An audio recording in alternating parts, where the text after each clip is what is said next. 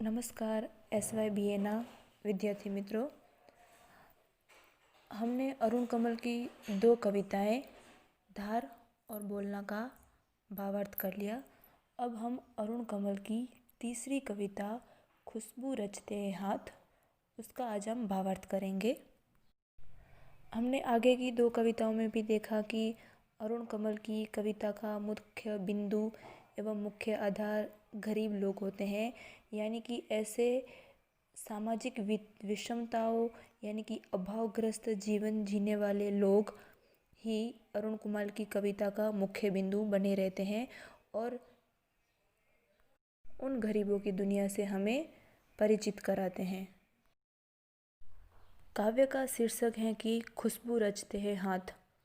अब शीर्षक से को देखें तो हमें पता चलता है कि कवि ने यहाँ पे हमारे लिए खुशबू बनाने वाले ऐसे हाथों की बात की है जो खुद तो दूसरों के लिए खुशबू बनाते हैं, खुद तो अपने हाथों से कार्य करके दूसरों के लिए सुगंध एवं खुशबू फैलाते हैं।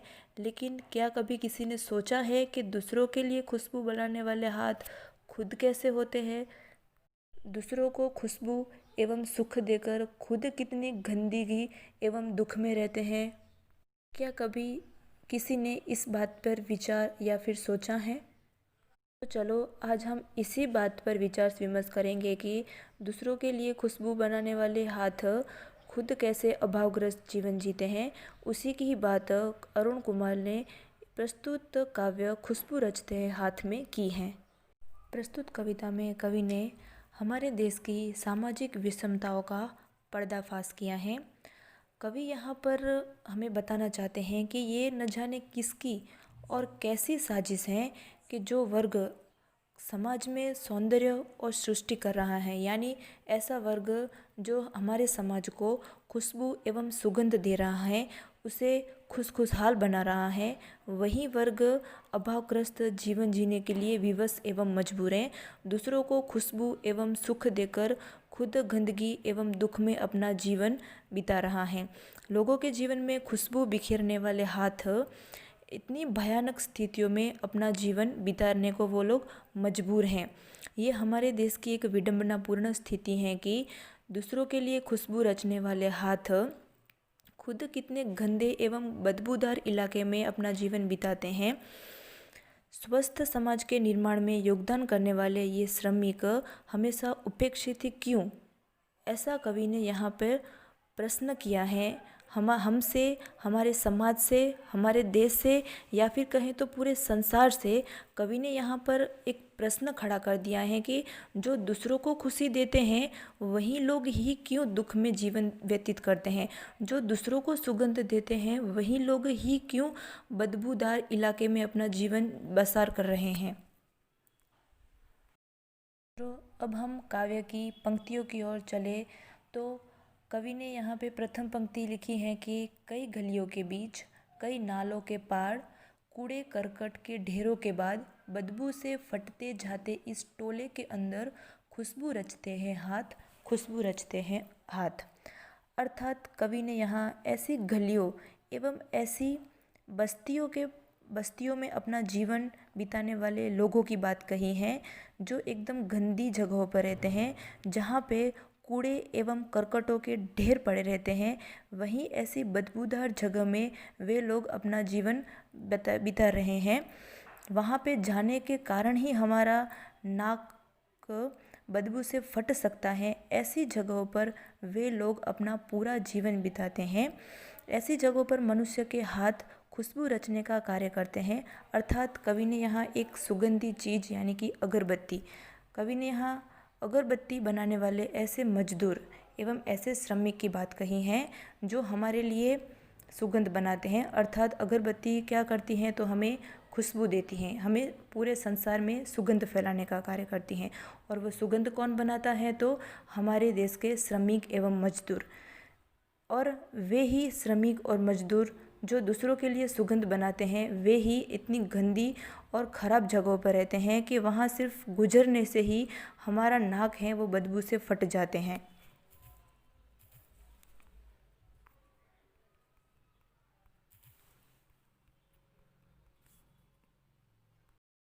मित्रों, अब हम काव्य की अगली पंक्तियाँ पढ़ेंगे कि उभरी नसों वाले हाथ, घिसे नाखूनों वाले हाथ, पीपल के पत्ते से नए नए हाथ, जूही के डाल से खुशबूदार हाथ, गंदे कटे पीटे हाथ, जख्म से फटे हुए हाथ, खुशबू रचते हैं हाथ, खुशबू रचते हैं हाथ।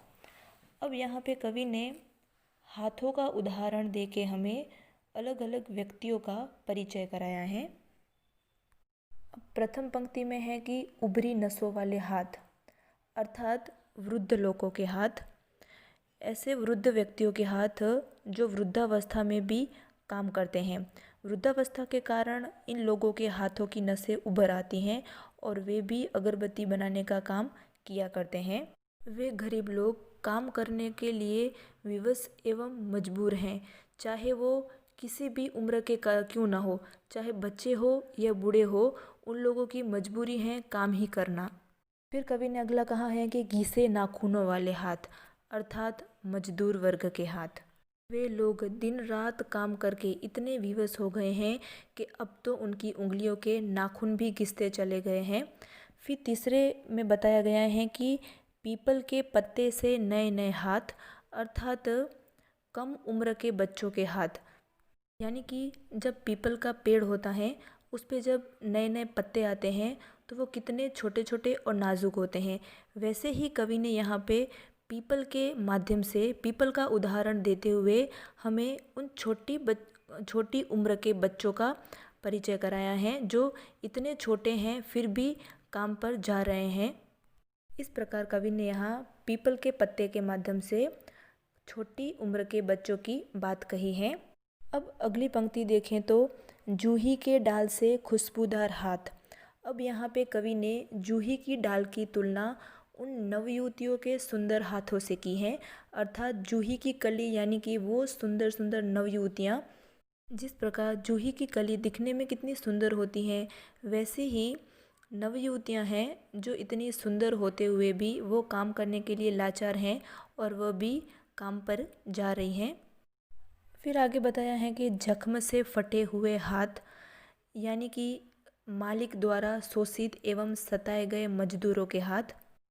यहाँ शोषित एवं सताए मजदूरों के हाथों की तुलना कवि ने कटे पीटे जख्मी हाथों से की है।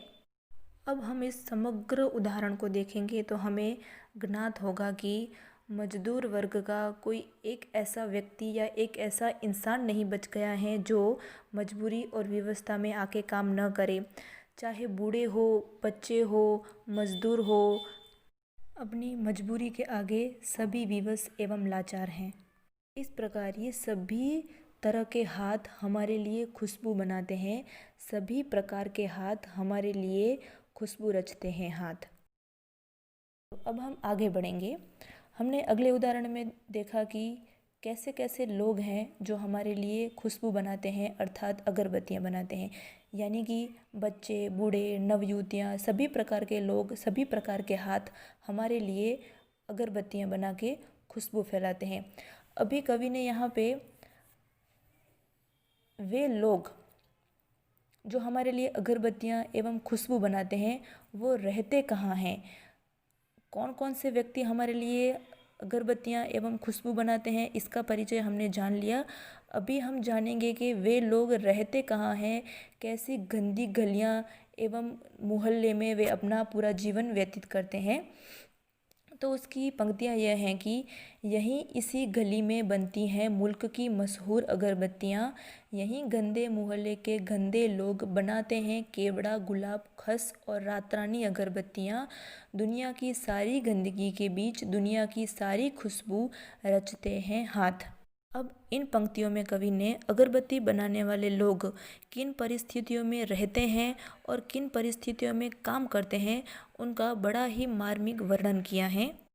खुशबूदार अगरबत्ती जिस जगह पर बनती हैं उसके बारे में कवि बताते हुए कहते हैं कि जिस गंदी गली में मुल्क की सबसे मशहूर अगरबत्तियाँ बनती हैं वही गंदे लोग कैसी गंदी जगह एवं मोहल्ले में रहते हैं। तो गंदी गंदी जगह एवं गंदे मोहल्ले में रहकर भी हमारे लिए वे विभिन्न प्रकार की अगरबत्तियाँ जैसे कि केवड़ा, गुलाब, खस और रात रानी के फूलों की खुशबू वाली विभिन्न अगरबत्तियाँ बनाते हैं। ये मेहनतकश मजदूर जो दुनिया की सारी गंदगी के बीच में रहते हुए भी हमारे लिए या फिर तो दुनिया के लिए सारी खुशबू अपने हाथों से बनाते हैं। अब हम संपूर्ण कविता को देखेंगे तो कवि अरुण कुमार ने इस कविता के माध्यम से हमें गरीब एवं मजदूरों की दयनीय दशा की ओर हमारा ध्यान आकर्षित कराया है। कवि का हेतु सिर्फ हमें इन लोगों की ओर ध्यान आकर्षित कराना नहीं है, बल्कि अब इन दयनीय एवं गरीब श्रमिक लोगों के लिए अब हमें क्या करना चाहिए, उनको अच्छा एवं स्वस्थता प्रदान करने के लिए हमें क्या क्या कार्य करने चाहिए, उनके प्रति भी कवि ने हमें जागरूकता दी है। हम सब जानते हैं कि ये लोग गरीब हैं और कैसी हालत में अपना जीवन बिताते हैं, चाहे बच्चे हो, बूढ़े हो, मजदूर वर्ग हो, स्त्रियां हो, नवयुवतियां हो या कोई भी उम्र का व्यक्ति हो, वो किस हालत में अपना जीवन बिता रहा है, ये सब जानते हुए भी हम इन लोगों के प्रति उपेक्षित क्यों हैं। कवि ने यहाँ सिर्फ इन लोगों से हमें परिचित ही नहीं कराया, बल्कि आगे चलकर हमें इन लोगों की दयनीय दशा में कुछ सुधार किया जाए, ऐसा कार्य करने का भी कवि ने हमें इन कविता के द्वारा संदेश दिया है। ये लोग खुद की अपने बच्चों की परवाह ना करते हुए भी हमारे लिए दिन रात खुशबू बनाते हैं, और दूसरी तरफ हमारा वर्ग है जो उन लोगों के प्रति बिल्कुल उपेक्षित हैं। उन लोगों की तो लाचारी है, चाहे कोई भी परिस्थिति हो, कोई भी वातावरण हो, कैसी भी जगह हो, काम करना अपना एवं खुद के बच्चों का पेट पालने के लिए वो कोई भी परिस्थिति में काम करने के लिए तैयार हैं। दूसरे शब्दों में कहें तो लाचार, मजबूर एवं विवश हैं। अब हमें अरुण कुमार की कविताओं को देखकर ये ज्ञात तो हो ही गया होगा कि अरुण कुमार की कविताओं का मुख्य बिंदु एवं माध्यम गरीब, मजदूर, शोषित लोग ही हैं। अरुण कुमार ने अपनी कविताओं का माध्यम इन्हीं लोगों को बनाया है कि वे लोग कैसे जीते हैं, कैसे कार्य करते हैं, कैसे काम करके वो अपना और अपने खुद के बच्चों का पेट पालते हैं, चाहे कोई भी परिस्थिति हो, चाहे ठंडी हो, गर्मी हो या फिर बारिश हो, वो कोई भी परिस्थिति में काम करने के लिए विवश हैं। क्योंकि अगर काम नहीं करेंगे तो वो अपना और खुद के बच्चों का पेट कैसे पालेंगे, तो वो लाचार हैं, इसलिए वो काम करते हैं। और दूसरा हमारा समाज है जो इन लोगों के प्रति बिल्कुल भी उपेक्षित हैं, यानी कि हमारा वर्ग है जो इन लोगों की दयनीय दशा देखकर भी उसे नज़रअंदाज करते हैं। ये हमारे संसार की व्यवस्था ही है कि ऐसे गरीब और मजदूर लोग हमें किसी एक ही स्थान पे नहीं मिलेंगे, बल्कि देश का ऐसा कोई कोना नहीं होगा जहाँ पे ये व्यक्ति ना मिले। अगर संक्षिप्त में कहें तो ये मजदूर वर्ग छोटे से समाज से लेकर पूरे संसार में एवं देश के कोने कोने में अपना जीवन ऐसे ही बदतर तरीके से व्यतीत करते हैं। इस प्रकार अरुण कमल ने अपनी तीनों कविता धार, बोलना एवं खुशबू रचते हैं हाथ के माध्यम से हमें गरीब एवं बेसहारा लोगों से परिचित कराया है एवं उनकी तरफ हमारा ध्यान आकर्षित किया है। धन्यवाद।